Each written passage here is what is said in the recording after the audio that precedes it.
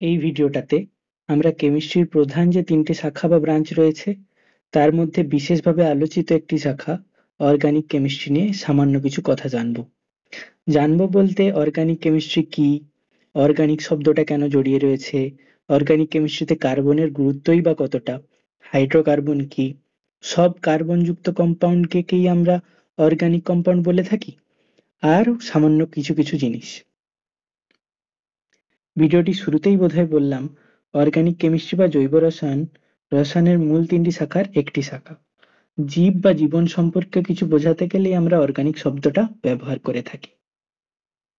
এক্ষেত্রে organic compound নিয়ে, তাদের উৎস নিয়ে, গঠন নিয়ে, একে অপরের সাথে রিঅ্যাকশন বা ইন্টারঅ্যাকশন নিয়ে আলোচনা করে থাকি বলে কেমিস্ট্রির এই শাখাকে অর্গানিক কেমিস্ট্রি বলে থাকি। এই যে বললাম অর্গানিক কম্পাউন্ড,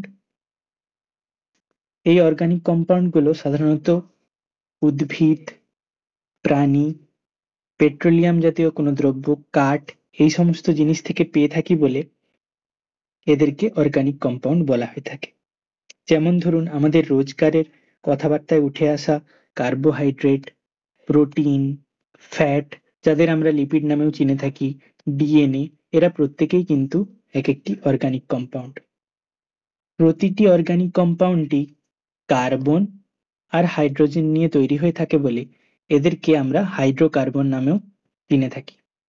এক্ষেত্রে জেনে রাখা ভালো, যদি অর্গানিক কম্পাউন্ড নাইট্রোজেন, অক্সিজেন কিংবা হ্যালোজেন যেমন ফ্লোরিন, ক্লোরিন, ব্রোমিন বা আয়োডিন কিংবা ফসফরাস আর সালফার নিয়ে তৈরি হয়ে থাকে, সেক্ষেত্রে সেই সমস্ত অর্গানিক কম্পাউন্ডকে আমরা হেটেরোঅ্যাটমিক অর্গানিক কম্পাউন্ড বলে থাকি। আবার এমনটাও নয় যে কার্বন প্রেজেন্ট থাকলেই আমরা তাকে অর্গানিক কম্পাউন্ড বলে দেব।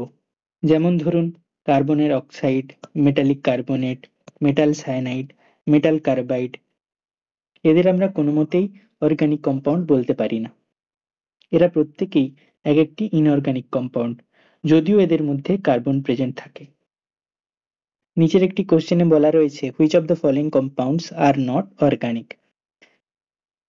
Sodium carbonate, carbon monoxide, benzene, methane, sodium cyanide, zinc carbide, ethyl alcohol এবং ফর্মিক অ্যাসিড।